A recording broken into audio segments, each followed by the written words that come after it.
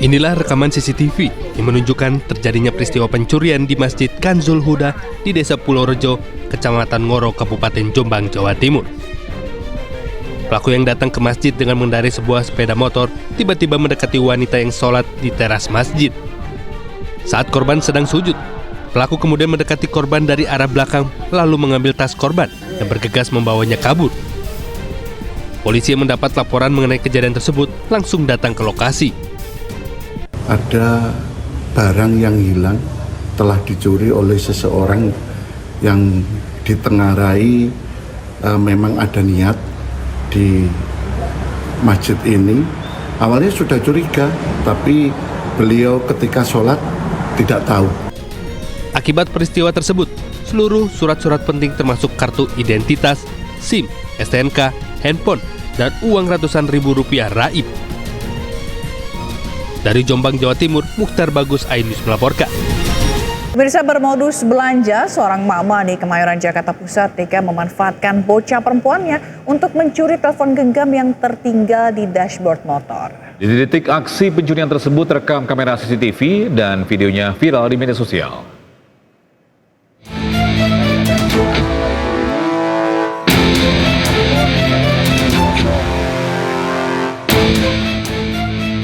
Viral di media sosial rekaman CCTV seorang ibu yang memanfaatkan anaknya untuk mencuri ponsel di dashboard motor yang parkir di toko plastik di Kemayoran, Jakarta dengan modus pura-pura belanja. Memanfaatkan kelalaian korban, usai memantau situasi dirasa aman.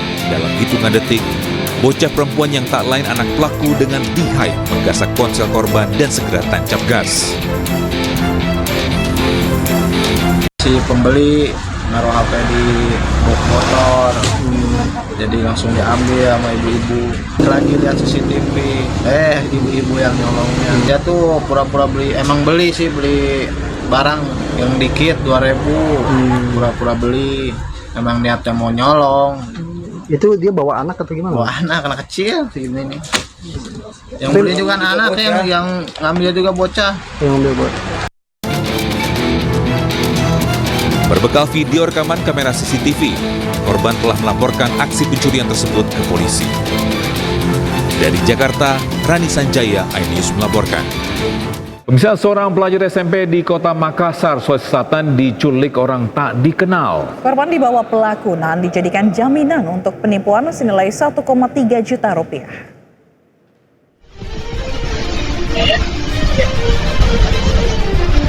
Rekaman CCTV sebuah konter handphone di Makassar merekam pelaku penculikan siswa SMP mendatangi konter HP bersama korban yang diculiknya. Pelaku rupanya sedang berencana melakukan penipuan dengan modus top-up akun virtual sebesar 1,3 juta rupiah. Begitu uang top-up masuk, pelaku kemudian pergi dan meninggalkan korban dengan dalih mengambil uang di ATM. Penjaga konter HP sadar jadi korban penipuan setelah korban mengaku tidak mengenal pelaku dan pelaku tidak kembali beberapa jam kemudian. Menurut korban, pelaku mengajak korban pergi saat jam istirahat sekolah dengan iming-iming uang Rp50.000. Dari awal mulanya itu Pak, minta transfer. Terus saya bilang, saya minta uangnya dulu. Dia bilang, oh tidak bisa, saya mau lihat buktinya dulu baru saya kasih uangnya. Nah, sudah dari situ Pak, tidak ada, langsung nanti tipinnya. Tadi itu ada warga yang datang ke atau menghubungi pihak kepolisian, Polsek Panakukang, di mana di tempat tokonya yang merupakan Briling itu telah merasa ditipu oleh seseorang dengan cara modus operandinya yaitu orang tersebut berpura-pura minta untuk ditransferkan dana. Kemudian orang itu ditemani oleh seorang anak kecil, di mana orang itu menitipkan anak itu bahwa anak ini seakan-akan anak itu adalah anak daripada pelaku. Polisi kini tengah memburu pelaku, sementara anak korban penculikan telah dikembalikan ke orang tuanya. Dari Makassar, Sulawesi Selatan, Muhammad Nurbone, iNews melaporkan. Baik, kita ke informasi selanjutnya di mana seorang ketua RW di Kota Malang ditangkap Satreskrim Polresta Malang Kota karena dilaporkan telah mencabuli 7 bocah. Nah, ini sementara itu polisi masih terus melakukan pengembangan dan tidak menutup kemungkinan korban akan bertambah. Kapolresta Malang Kota bersama jajaran Dinsos Kota Malang dan UPT Dinsos Provinsi mendatangi rumah salah seorang korban pencabulan Ketua RW di Jalan Ikan Kepiting, Blimbing, Kota Malang. Ada 3 korban dari total 7 orang korban yang telah melapor menjadi korban pencabulan. Kemarin tepatnya hari Jumat jam 11 malam atas nama RPPS dan korban yang sudah mengakui dan melapor kurang lebih ada 7 orang dan masih dikembangkan, kan masih bertambah 7 orang tadi anak-anak. Tadi di sana korban ada 3. 1 kelas 5 SD, 1 kelas SMP kelas 3, dan 1 lagi sudah putus sekolah, tapi kalau masih sekolah lanjut dia kurang lebih kelas SMA kelas 2, teman-teman. Modus pelaku mencabuli korban dengan menjanjikan membelikan barang-barang dan memberi uang saku. Warga mengaku lega dengan tertangkapnya predator anak di lingkungan mereka. Meskipun tidak pernah menyangka, karena Ketua RW ini dikenal aktif dalam kehidupan bertetangga. Hari ini ya memang dia ya bagus baik ya, nggak nyangka kalau punya pikiran segitu, saya nggak tahu. Itu saya juga kerja Mbak Saleh. Para korban ini selanjutnya mendapatkan pendampingan psikologi untuk menghilangkan trauma. Satreskrim Polresta Malang Kota masih terus mendalami dan mengembangkan kasus pencabulan ini. Tidak tutup kemungkinan korban PBS akan bertambah. Dari Malang, Jawa Timur, Denny Irwansyah, iNews melaporkan. Kita ke informasi selanjutnya, bisa tagih janji dinikahi resmi seorang wanita muda di Makassar, Sulawesi Selatan dianiaya taruna sekolah pelayaran yang juga suami sirinya. Korban hanya mendapat janji manis saat hamil 9 bulan, hingga kini sang bayi sudah lahir dan berusia 6 bulan.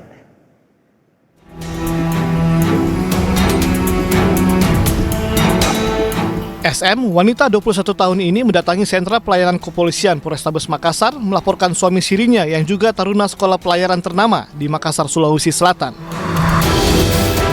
Ia mengaku dianiaya hingga babak belur dan sempat tidak bisa berjalan saat menagih janji dinikahi secara resmi. Korban mengaku hanya mendapat janji manis saat dinikahi siri karena hamil. Pelaku berjanji akan menafkahi korban dan anak hasil hubungan mereka yang kini berusia 6 bulan.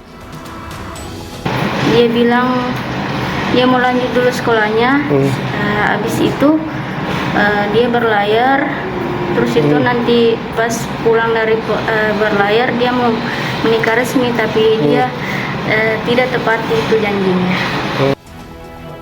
Sementara itu polisi menyatakan telah menetapkan taruna sekolah pelayaran itu sebagai tersangka. Penganiayaan itu terjadi karena tersangka kesal terus ditagih menikahi korban. Korban dan tersangka ini awalnya dia pacaran terus hamil. Hamil dinikahkan lah, karena hamil nikahlah. Dinikahkan dia itu nikah siri.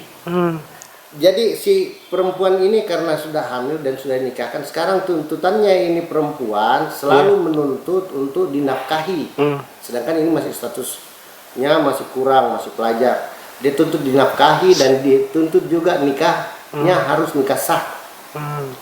Itu yang dituntut, karena dituntut terus melakukan penganiayaan. Polisi menjerat tersangka dengan Undang-Undang Penghapusan Tindak Kekerasan dalam Rumah Tangga dengan ancaman hukuman di atas 5 tahun penjara. Dari Makassar, Sulawesi Selatan, Sahrul Adiaksa, iNews melaporkan. Nah, ini dia Togi, ada kasus yang memilukan sekali begitu ya, di mana seorang wanita ini penyandang disabilitas di Bandung, Jawa Barat diduga menjadi korban kekerasan seksual oleh oknum bank keliling. Ya, korban disetubuhi oleh 9 orang dengan waktu yang berbeda hingga hamil.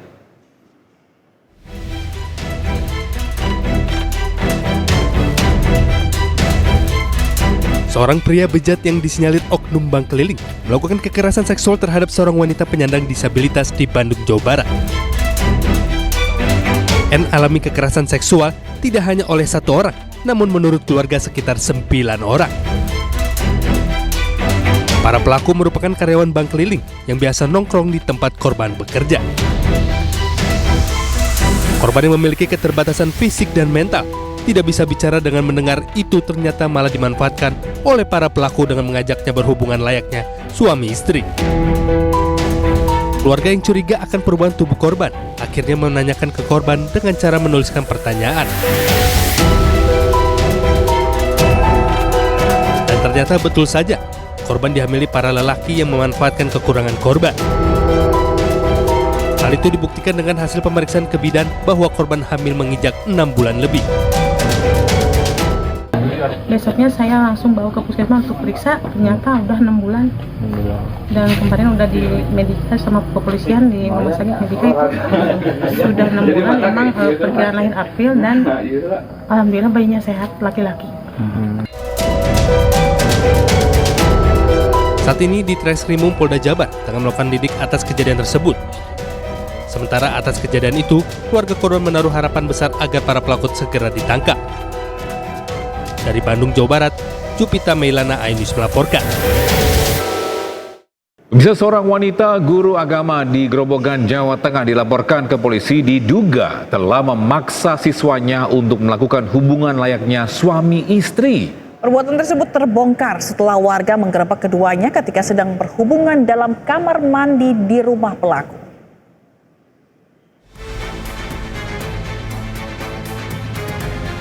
Kakek dan nenek YS, siswa SMP di Grobogan, Jawa Tengah, didampingi oleh beberapa saksi dan keluarga mendatangi kantor lembaga bantuan hukum.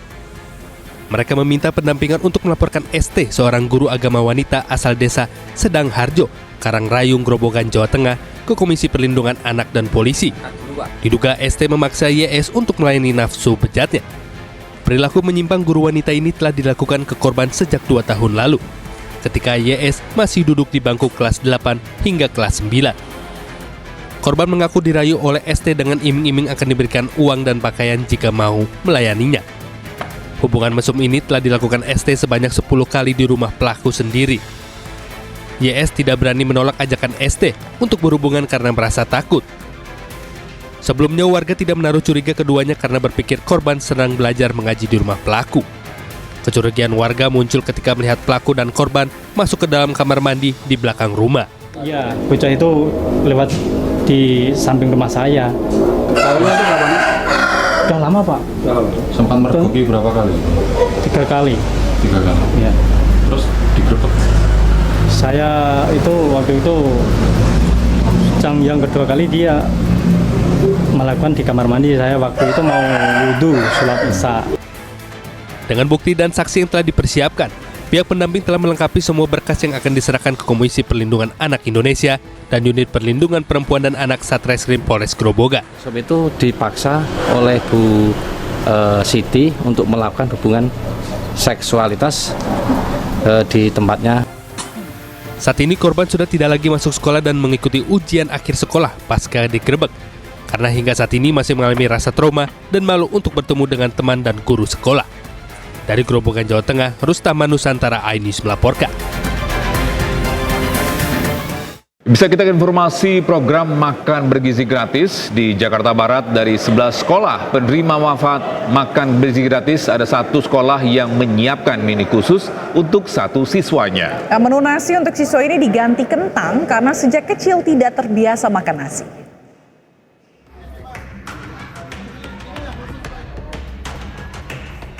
Satu siswa Sekolah Dasar Negeri 15 Lipi, Palmerah, Jakarta Barat mendapatkan menu khusus pada program makan bergizi gratis. Pihak sekolah memutuskan mengganti menu nasi menjadi kentang lantaran sang anak tidak terbiasa makan nasi. Pihak sekolah mengajukan menu khusus tersebut berdasarkan hasil pengamatan. Saat uji coba, siswa tersebut tidak memakan nasi yang disajikan. Kebetulan anak tersebut kelas 2 itu dari kecil memang tidak makan nasi. Jadi dari pihak dapur pengganti nasinya diberikan kentang. Itu ada berapa siswa Pak yang dapat menu khusus Pak? Hanya 1 aja. Betul, jadi pertama pengiriman semua sama normal pakai nasi gitu, tapi ternyata anak tidak dimakan. Kemudian setelah dilihat riwayatnya anak tersebut tidak makan nasi, maka kita konfirmasi ke dapur, maka diberikan pengganti kentang. Pada hari pertama program makan bergizi gratis, menu yang disajikan terdiri dari nasi, ayam teriyaki, tumis buncis, dan buah. Pembagian paket makanan dilakukan 2 gelombang. Untuk siswa kelas 1, 2, dan 3, makanan diberikan pada pukul 8 pagi. Sementara untuk siswa kelas 4, 5, dan 6 diberikan pada pukul 11 siang. Selain SD Negeri 15 Lipi Palmerah, ada 10 sekolah lain di kota Jakarta Barat yang menerima program makan bergizi gratis. Dari Jakarta, Miftahul Gani, iNews melaporkan. Nah, pemirsa, kita akan intip menu makan bergizi gratis hari ini di mana hari ketiga begitu ya, bersama rekan Henry Aprila dari SD 1 Barunawati Jakarta Barat. Selain itu kita juga akan melihat jalannya program makan bergizi gratis di Pekalongan Jawa Tengah bersama rekan Suryono. Tapi kita terlebih dahulu ini ke Jakarta, ada rekan Henry di sana. Henry, ada berapa porsi nih MBG hari ini dan menunya apa aja untuk hari ketiga ini?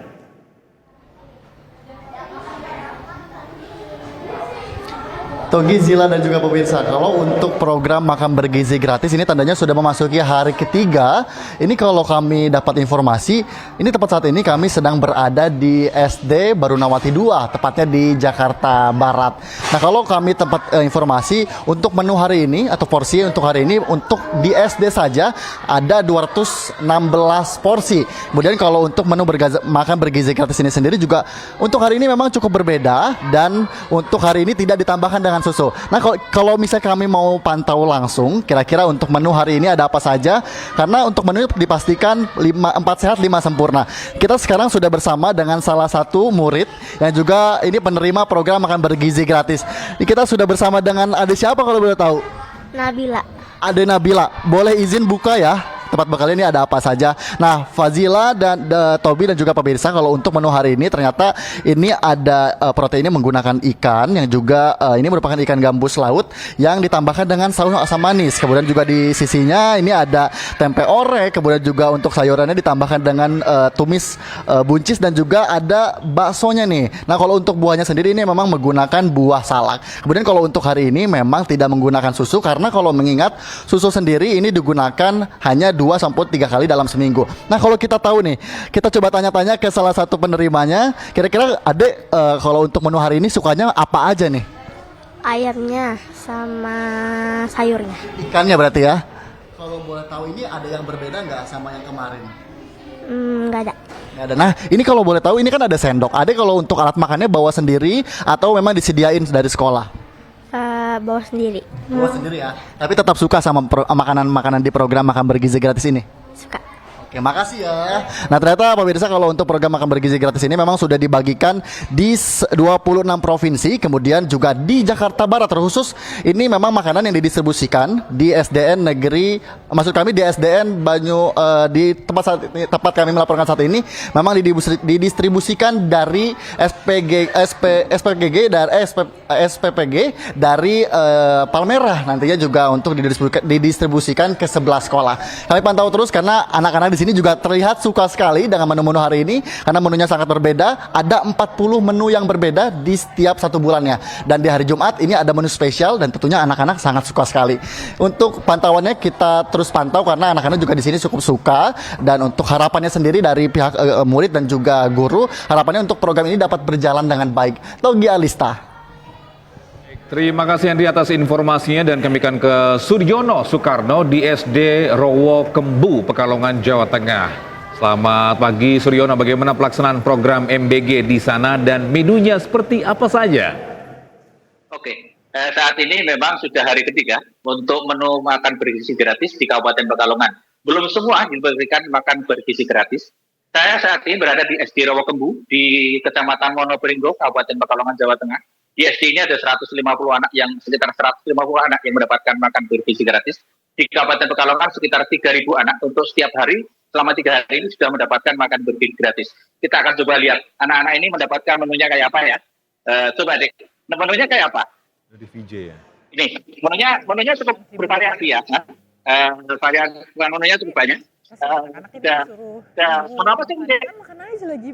Dek, makan aja deh. Ini menunya cukup bervariasi. Ada pisang, ada nasi, pisang, sayur, kemudian tempe, ada telur. Gimana? Enak? Enak. Seneng nggak dengan makan gini? Seneng ya. Nah, ini dengan siapa? Nah, ini menunya apa aja nih? Ada telur, ada tempe, ada pisang, ada sayur. Seneng nggak? Seneng. Seneng ya. Menu makan bergizi gratis ini akan selalu berganti setiap harinya, dan memang mereka mau makan jika menunya bervariasi begini. Ini ada Ibu Kepala Sekolah, Ibu Sulasmi. Ibu, dengan anak-anak gimana? Makannya gimana, Ibu? Makan menu makan bergizi sehat yang gratis ini karena sangat, kalau biasanya anak-anak yang sulit makan karena makan bersama teman-teman menjadi lebih semangat, dan tadinya sulit di rumah hanya mungkin mintanya menunya hanya itu saja yang disukai, tapi setelah makan bersama teman-teman menjadi lebih bersemangat, makannya bervariasi, berganti-ganti menjadi lebih mau. Jadi tidak hanya satu. Tidak, ya Bu ya. Memang untuk hari ketiga ini tidak ada susu, mereka hanya mendapatkan buah dan juga beberapa sayuran. Namun demikian mereka akan tetap mendapatkan paket itu sebulan secara bergantian. Dan diharapkan memang varian menu ini juga terus berkreasi sehingga anak-anak itu tidak mudah bosan.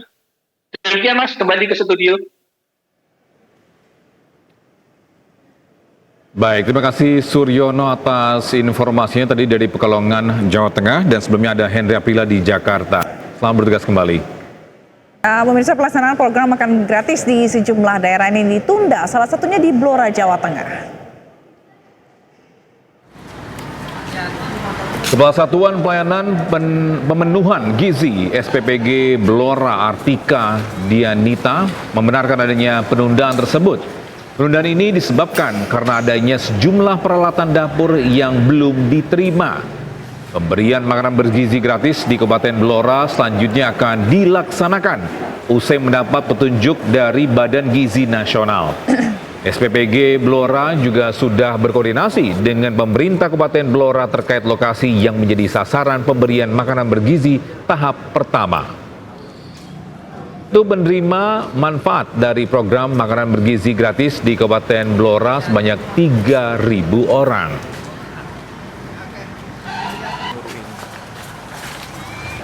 Pelaksanaan diundur itu karena ada beberapa persyaratan dan perlengkapan yang harus dilengkapi. Seperti itu. Contohnya seperti apa mungkin belum lengkap? Yang pertama ada perlengkapan alat dapur. Ada beberapa alat dapur yang belum kami terima, sedangkan alat dapur itu ibaratnya Pemirsa, program makan bergizi gratis MBG yang sedianya dimulai Senin 6 Januari 2025 lalu terpaksa ditunda di Provinsi Papua Barat Daya. Nah, penundaan ini terjadi karena keterbatasan fasilitas dapur sehat yang menjadi elemen utama dalam pelaksanaan program tersebut.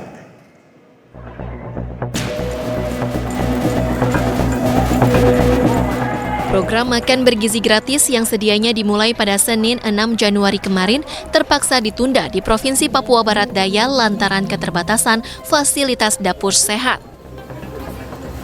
Program yang dicanangkan oleh pemerintah ini memerlukan setidaknya 60 dapur sehat yang tersebar di 5 kabupaten dan 1 kota di Provinsi Papua Barat Daya.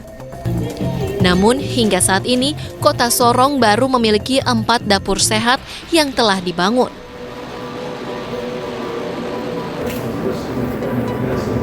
Untuk memastikan kesiapan program ini, Gubernur Papua Barat Daya bersama sejumlah pihak terkait meninjau langsung salah satu dapur sehat yang berada di kawasan belakang kantor Koramil 1802 Rufei, Distrik Sorong Barat. Di lokasi ini, pembangunan dapur sehat telah selesai 100%, sementara perlengkapan pendukung sebagian sudah tiba dan sisanya masih dalam perjalanan menuju Kota Sorong. Saya pribadi tetap berespon. Kehadiran saya di sini itu merupakan perhatian. Pak ini benar-benar kita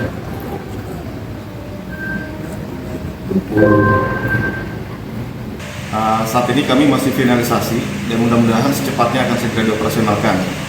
Jadi mudah-mudahan kita dapat mendukung proses atau program strategis dari Bapak Presiden kita. Rencananya, program makan bergizi gratis di seluruh wilayah Papua Barat Daya akan digelar serentak pada 13 Januari 2025 mendatang dengan jumlah penerima sebanyak 42.000 siswa dari 294 sekolah negeri dan swasta. Dari Kota Sorong, Papua Barat Daya, Chandri Suripati, iNews melaporkan. Nah, pemirsa, selanjutnya kita akan mengintip jalannya program makan bergizi gratis di Ambon, Maluku bersama rekan Juanda Sari di Sekolah Dasar Impres Nania Ambon, Maluku. Selamat pagi Juanda Sari, bagaimana pelaksanaan program MBG di sana? Selamat pagi Togi dan juga Zila dan juga pemirsa. Jadi memang ini sudah memasuki hari ketiga program makan bergizi gratis ya.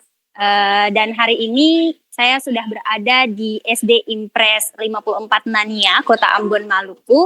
Dan bisa dilihat bahwa memang perbedaan waktu antara Indonesia Barat dan Indonesia Timur, di sana masih pagi dan di sini sudah siang. Jadi memang anak-anak di sini sudah selesai makannya dan mereka cukup excited sekali terhadap makanan bergizi yang dibagikan kepada mereka. Dan saat ini saya sudah bersama dengan salah satu siswa yang menerima program makan bergizi gratis.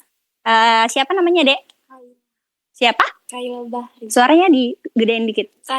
Kaila. Tadi makannya apa aja? Tempe, sayur, ayam, sama pisang. Iya, jadi pemirsa bisa dilihat bahwa menu makanan yang ada di tampan ini sudah kosong. Itu menandakan bahwa anak-anak memang sangat suka sekali terhadap menu yang disajikan. Tadi ada nasi, ada ayam goreng ya, ada tempe, ada sayur, kol, dan juga wortel yang ditumis. Kemudian untuk buahnya tadi apa, Dek? Buahnya tadi pisang. Kalau minumannya? Minumannya air biasa. Air mineral aja, jadi nggak ada susu ya hari ini. Ini kemarin juga dapat nggak program makanan gratisnya? Enggak. Oh enggak. Jadi memang pemirsa walaupun sudah memasuki hari ketiga program pembagian makan bergizi gratis ini, namun memang karena di Kota Ambon sendiri masih bertahap. Kemarin kami mendapatkan informasi bahwa ada 14 sekolah yang dibagikan makanan bergizi gratis, namun ada juga penambahan 4 sekolah. Jadi sekarang total sekolah yang dibagikan yang mendapatkan makanan bergizi gratis itu ada sekitar 18 sekolah. Nah, untuk total siswanya sendiri itu totalnya ada 2.973 siswa yang mendapatkan menerima makanan bergizi gratis. Gitu. Tadi suka nggak Kaila makanannya? Suka. Harapannya apa? Bisa tadi uang sakunya aman berarti ya? Harapannya apa ke depannya? Terus ada makanan gratis untuk kedepannya. Oke, jadi begitu ya pemirsa. Harapan dari Kaila dan anak-anak di sini adalah semoga program makanan gratis ini terus berlangsung dan untuk menu variannya semoga bisa terus bervariasi agar anak-anak tidak bosan. Begitu mungkin pemirsa, Togi dan juga Zila. Baik, terima kasih Juanda Sari melaporkan langsung dari SD Impres dari Ambon, Maluku. Selamat bertugas kembali. Ya, sementara itu Presiden Prabowo Subianto meminta Komisi Pemberantasan Korupsi ikut mengawasi penyelenggaraan Haji 2025. Hal ini disampaikan Ketua Tim Pengawas Haji Sufmi Dasko dalam rapat koordinasi dengan Komisi 8 DPR RI.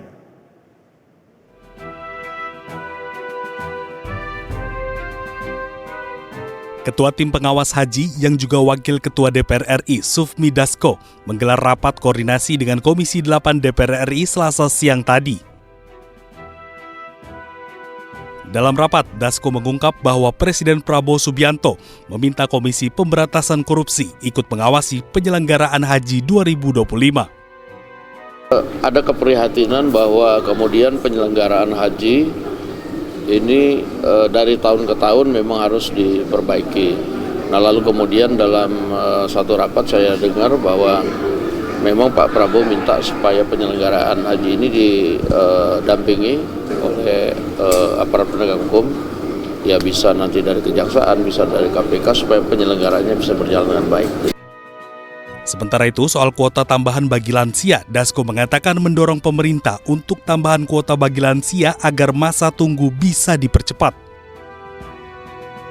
Sebelumnya, pemerintah Indonesia mengumumkan biaya haji tahun 2025 sebesar Rp89,4 juta dengan setoran jemaah haji sebesar Rp55,4 juta. Angka ini mengalami penurunan sebesar Rp4 juta dari tahun lalu. Dari Jakarta, Abdul Aziz, iNews melaporkan.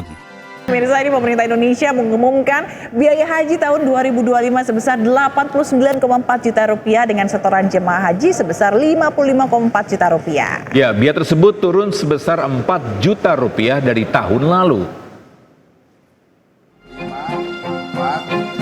Komisi 8 DPR RI bersama dengan Menteri Agama Nasaruddin Umar di Gedung DPR RI Jakarta mengumumkan biaya haji tahun 2025. Pemerintah sepakat biaya haji pada tahun ini sebesar 89 juta rupiah dengan besaran 55 juta rupiah ditanggung oleh jemaah. Meski mengalami penurunan dari tahun lalu, pemerintah memastikan pelayanan haji yang diberikan tetap maksimal. Tapi karena kita bisa melakukan efisiensi dan mengurangi berbagai hal yang bisa kita kurangi tanpa mengurangi layanan yang baik, pada akhirnya bisa turun 4 juta rupiah lebih. Ini obsesi Presiden Prabowo Subianto kepada kami, Kementerian Agama dan BPH, bagaimana dapat diusahakan supaya beban biaya jemaah haji nanti akan datang lebih diperingan tanpa mengurangi kualitas pelaksanaan haji. Komposisi biaya penyelenggaraan ibadah haji 2025 terdiri dari biaya yang bersumber nilai manfaat pengelolaan haji sebesar 38% dari rata-rata BPIH 2025. Anggaran ini dialokasikan untuk biaya penerbangan, akomodasi di Mekah dan Madinah dengan biaya hidup. Tim Liputan iNews melaporkan. Setelah vokal menyuarakan dugaan korupsi di tempatnya bekerja, petugas pemadam kebakaran Kota Depok, Sandi Butar-Butar, dipecat. Sandi pun kecewa karena pemberhentian ini dinilai sepihak dan akan melayangkan somasi ke Pemkot Depok. Lainnya mengenai pohon tumbang, bukan kami tidak mau mengerjakan, tapi sensor kami rusak. Ya, kami sudah bikin nota dinas berbulan-bulan yang lalu, tapi belum dibenahi. Kontrak kerja petugas pemadam kebakaran Kota Depok, Jawa Barat, Sandi Butar-Butar, tidak diperpanjang. Sandi yang tak akan lagi bekerja di Dinas Pemadam Kebakaran Kota Depok ini pun kecewa. Tak hanya Sandi, 2 temannya juga turut diberhentikan. Nggak ada kaitannya atau gimana sih? Kami fokusnya ke kinerja. Ya. Artinya kinerja Sandi tidak memenuhi standar atau gimana, Bu? Iya, berdasarkan evaluasi. Ya, jadi itu masuk semua ke dalam evaluasi karena 1 tahun sama seperti teman-teman sekalian ya. Teman-teman juga kalau kerja setahun ternyata tidak memenuhi target atau tidak ada alasan-alasan tertentu yang tidak bisa dipertanggungjawabkan, ya mohon maaf. Dan ini memang surat pemberitahuan, bukan pemecatan. Sempat ada pemberitahuan? Ada, kami undang. Sudah 2 kali, jadi tanggal 31 Desember kami undang, tidak datang, sampai 4:30 saya tunggu di sini. Dan ada buktinya, tanggal 2 kami undang lagi melalui Kepala PT, jam 10 kami tunggu dan tidak datang. Sandi menduga pemecatan ini lantaran aksinya yang vokal menyuarakan dugaan korupsi di tempatnya bekerja. Sandi juga mengaku pernah ditawari sejumlah uang agar ia tutup mulut. Atas pemberhentian ini, Sandi dan kuasa hukumnya berencana melayangkan somasi ke Pemkot Depok. Kesalahan saya apa gitu? Apakah mungkin dari dendam pribadi mereka atau seperti apa dari Bu Tesi? Gitu, apa mungkin dia kuncinya ada di saya menyerang dia secara pekerjaannya gitu. Ya, saya juga bingung juga gitu, saya dipecat faktor apa gitu, standarisasinya seperti apa. Kalau dibilang masuk, saya masuk terus. Apa yang dikomandokan mereka, saya selalu menyelesaikan tugas saya. Sampai saya kena luka bakar, saya patah tulang dan lain-lain, saya selalu seperti itu. Sebelumnya, Sandi Butar-Butar lantang menyuarakan dugaan korupsi di lingkungan Dinas Damkar Kota Depok. Selain itu, Sandi kerap mengungkap keterbatasan alat-alat pemadam kebakaran yang ada di kantornya sehingga menghambat tugas-tugas pemadaman dan penyelamatan. Dari Depok, Jawa Barat, Iyung Rizky, iNews melaporkan. Sementara itu, pemirsa, seorang nenek lanjut usia di Madiun, Jawa Timur tercebur sumur berkedalaman 15 meter di belakang rumahnya. Ya, korban yang masih hidup berhasil diselamatkan dengan dramatis.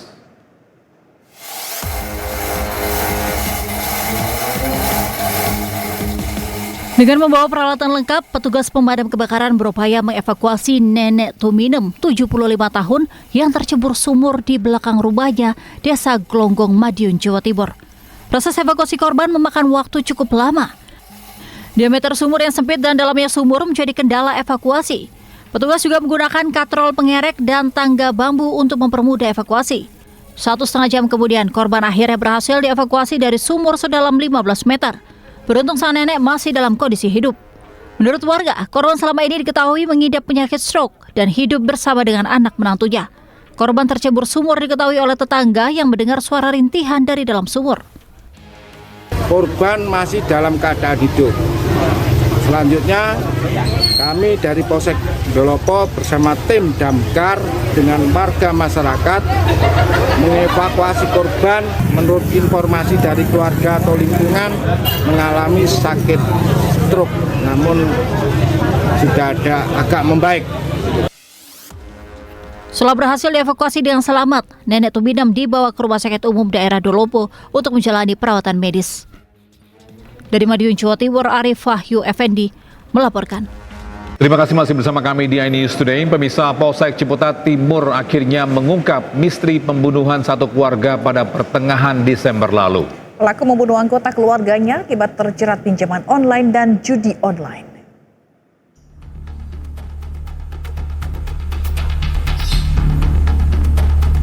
Misteri pembunuhan satu keluarga di Kampung Poncol, Cirende, Ciputat Timur, Tangerang Selatan, Banten, pada pertengahan Desember lalu akhirnya terungkap. Dari hasil penyidikan, polisi mengungkap sang suami berinisial AF frustasi karena terjerat pinjaman online dan judi online. AF terlebih dahulu menghabisi nyawa istri dan anaknya dalam kamar sebelum mengakhiri hidupnya dengan cara gantung diri di kamar mandi.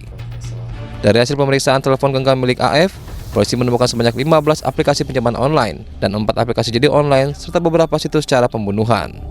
Untuk pinjaman online dan kredit online. Kredit online itu seperti tunda bayar ya.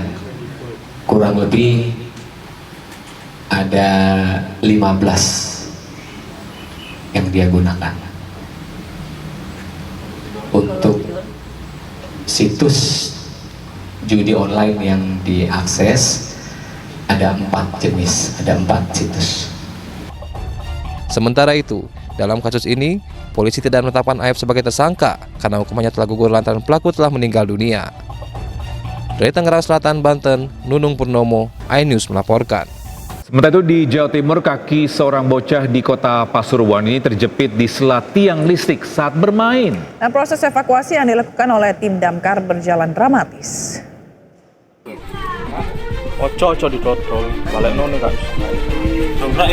Seorang anak menangis saat kakinya terjepit di sela 2 tiang di Pasuruan, Jawa Timur.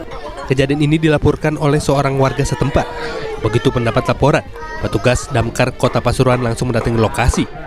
Mereka pun langsung berusaha mengevakuasi anak yang terjepit dengan sejumlah alat.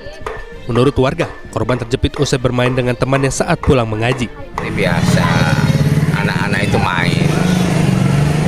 Kemungkinan dia itu main, kakinya dimasukkan ke celah antara 2 tiang kita.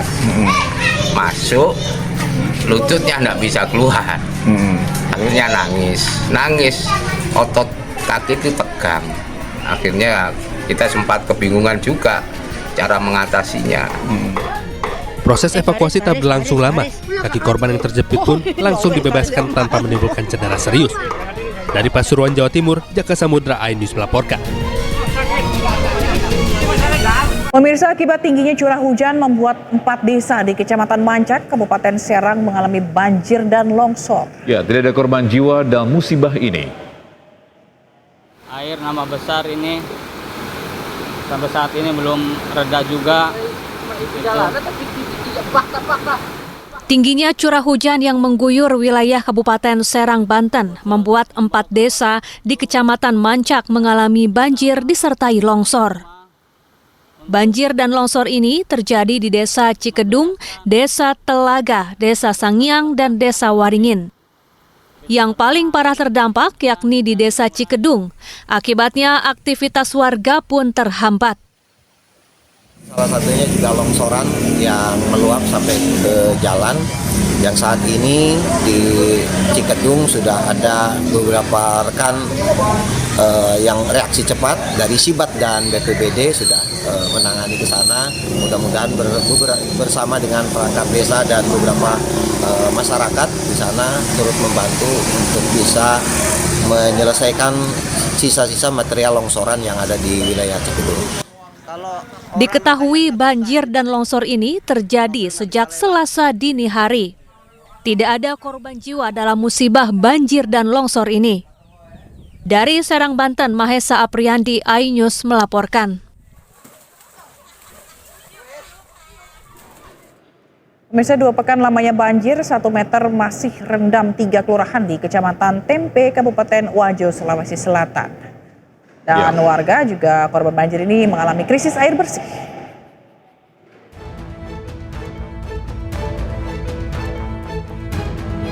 Banjir 1 meter masih merendam 3 kelurahan di Kecamatan Tempe, Kabupaten Wajo, Sulawesi Selatan, akibat meluapnya Sungai Walenai dan Danau Tempe. Akibatnya, warga korban banjir mengalami krisis air bersih. Sumber air bersih yang biasa mereka gunakan masih terendam banjir yang bercampur lumpur. Selain krisis air bersih, akses darat menuju pemukiman warga juga masih terendam banjir. Untuk keluar masuk pemukiman warga terpaksa menggunakan perahu. Warga korban banjir berharap bantuan pemerintah. Dan untuk sementara ini warga masyarakat alat transportasi yang digunakan itu menggunakan perahu. Dari pemantauan sendiri Pak, apa yang paling dibutuhkan warga Pak untuk saat ini? Dari hasil pemantauan kami dan hasil investigasi kami di lapangan, koordinasi dengan beberapa warga setempat yang berdampak banjir, keperluan yang dibutuhkan oleh beberapa warga yaitu air bersih dan bambu. Dari pantauan pihak kepolisian, banjir 30 cm hingga 1 meter masih merendam 3 kelurahan di Kecamatan Tempe, Kabupaten Wajo, Sulawesi Selatan. 3 kelurahan itu yakni Kelurahan Lailo, Kelurahan Salomeng Raleng, Kelurahan Matiro Tapareng. Dari Kabupaten Wajo, Sulawesi Selatan, Amnar Sengkang, iNews melaporkan. Kita informasi lainnya, bisa memasuki pekan pertama awal tahun baru 2025, harga komoditas cabai melonjak drastis. Di Kabupaten Kulon Progo, Yogyakarta, harga cabai rawit bahkan telah menyentuh angka Rp100.000 per kilogramnya.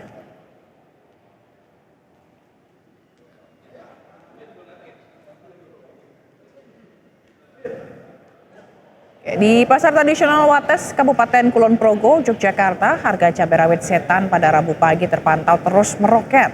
Lonjakan harga cabai rawit ini terjadi sejak momen perayaan Natal hingga Tahun Baru. Jika sebelumnya harga cabai rawit masih berada di kisaran Rp70.000 per kilogramnya, lalu naik menjadi Rp90.000 per kilogram. Kini harga cabai rawit menembus angka Rp100.000 per kilogramnya. Sementara untuk harga cabai keriting merah berada di kisaran Rp70 hingga Rp80.000 per kilogramnya. Menurut pedagang, kenaikan harga cabai ini terjadi akibat kelangkaan stok barang di pasaran maupun di tingkat petani, di mana banyak petani mengalami gagal panen akibat cuaca ekstrim sejak beberapa waktu terakhir.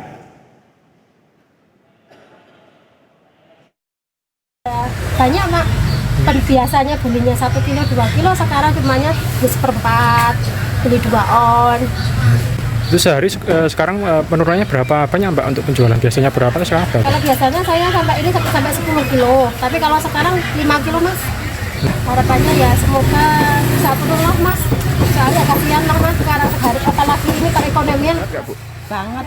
Wow Kak, berarti. Kenapa Bu? Ya harusnya bisa buat beli yang lain-lain, cuma habis untuk beli cabai. Harusnya uang 100.000 bisa cukup buat belanja kebutuhan lainnya, cuma habis. Kita beralih ke informasi lain, pemirsa. KPK menggeledah kediaman Sekjen PDIP Hasto Kristianto di Villa Kartini, Bekasi Timur. Penggeledahan tersebut berkaitan dengan kasus Harun Masiku, tersangka suap sekaligus mantan calon legislatif yang kini masih buron.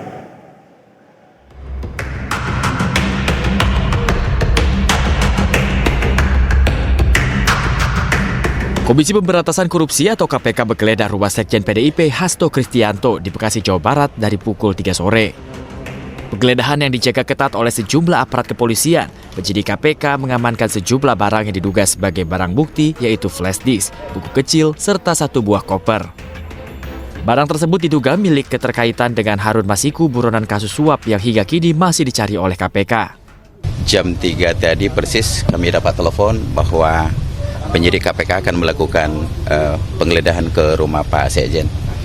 Maka kami juga coba jam 3 datang langsung untuk melihat penggeledahan yang dilakukan oleh para penyidik KPK.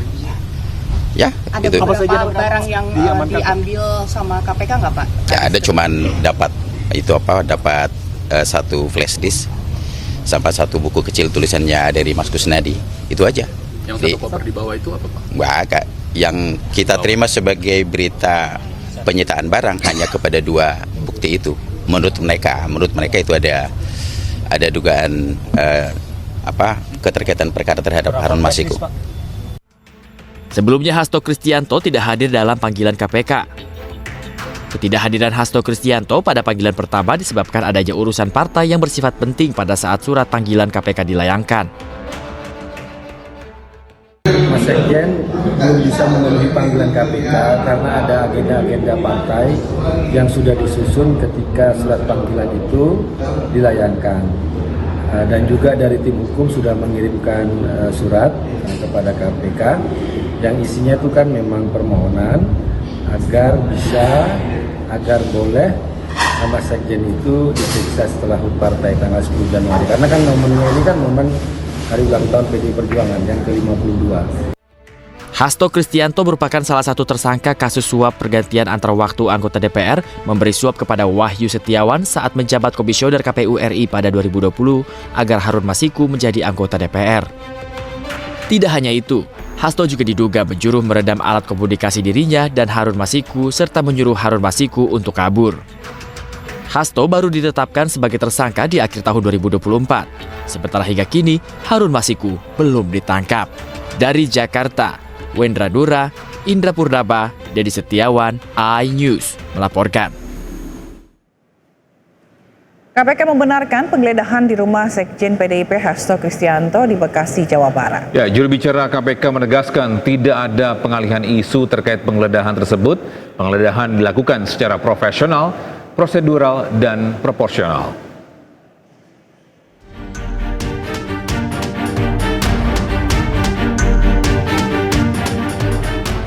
Tessa Mahardika, juru bicara KPK, membenarkan penyidik telah melakukan penggeledahan di kediaman tersangka suap dan perintangan penyidikan buron Harun Masiku, Hasto Kristianto, di Bekasi, Jawa Barat.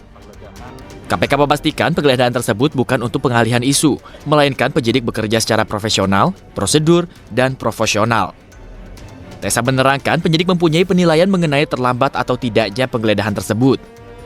Tidak dipungkiri, banyak pihak beranggapan penggeledahan ini terlambat dan hanya untuk pengalihan isu. Semua kegiatan penggeledahan, penyitaan, dan lain-lain itu bergantung kepada kebutuhan tempat-tempatnya, masalah penilaian apakah itu terlambat atau tidak, kami tidak bisa melarang ya pihak luar untuk berpikiran seperti itu, ataupun ada juga pihak-pihak yang merasa bahwa kegiatan ini adalah pengalihan isu ya untuk isu-isu lain yang sedang hangat-hangatnya dibicarakan. Sebelumnya, Komisi Pemberantasan Korupsi telah menjadwalkan pemeriksaan terhadap tersangka Hasto Kristianto pada Senin kemarin. Namun Sekjen PDIP ini batal hadir memenuhi panggilan penyidik dengan alasan mengikuti rangkaian agenda partainya. Dari Bekasi, Jawa Barat, Abdul Aziz, Adi Supriyatna, iNews melaporkan. Dari informasi lainnya, pemirsa, momen haru terungkap dalam pertemuan Shin Tae-yong bersama para punggawa Timnas Indonesia. Ya, didampingi manajer Timnas Shin Tae-yong tak bisa berkata banyak saat berpamitan dengan Marcelino Ferdinand dan kawan-kawan.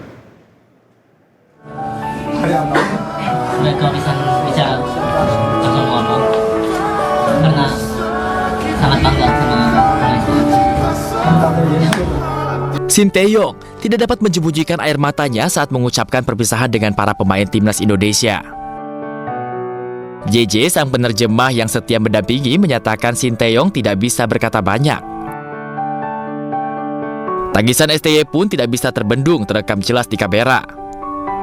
Video ini pun lantas viral di media sosial dan mendapat komentar dari para penggemar.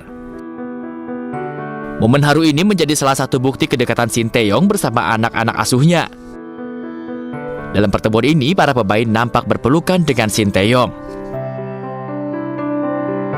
Ya, bagaimana tidak, STY yang 5 tahun menangani timnas tentu telah membangun kedekatan atau chemistry dengan para pemain. Memang tidak mudah mengucapkan kata pisah. Namun kini hanya ada satu harapan. Semoga apa yang menjadi keputusan PSSI adalah langkah tepat, termasuk dapat meloloskan timnas ke Piala Dunia. Namun jika tidak, bagaimana kelanjutannya?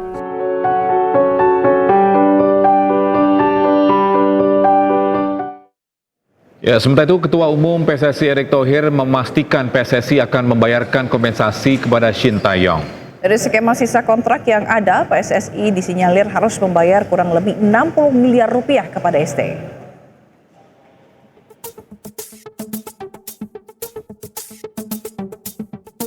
Pemecatan Sinteyong mengharuskan PSSI membayar sejumlah kompensasi. STY harus dipecat hanya 6 bulan dari kontrak baru yang ditandatanganinya. Tercatat masih tersisa 3 tahun lagi hingga 2027 kontrak yang seharusnya dijalankan Sinteyong. Meski tak merinci berapa kompensasi yang dibayarkan, namun Ketua Umum PSSI memastikan bahwa pihaknya menjamin federasi akan membayarkan kewajibannya. Ya, semua kontrak kita harus hormati, karena kalau kita ingin menjadi federasi yang kredibel, ya kita harus menjaga kesepakatan yang sebelumnya. Pak Marji, Coach Sinteyong tanda tangan surat terimanya. Nah, tentu nanti antara lawyer dan lawyer akan bicara untuk follow up kompensasi yang sesuai dengan nilai kontraknya. Ya. Dihimpun dari berbagai sumber, STY diperkirakan digaji hampir 20 miliar rupiah per tahun. Gaji fantastis pelatih yang pernah menangani timnas Korea Selatan di Piala Dunia 2018 ini seharusnya dikalikan 3 tahun sisa masa kontrak. Artinya PSSI diharuskan membayar pesangon kurang lebih sebesar 60 miliar rupiah.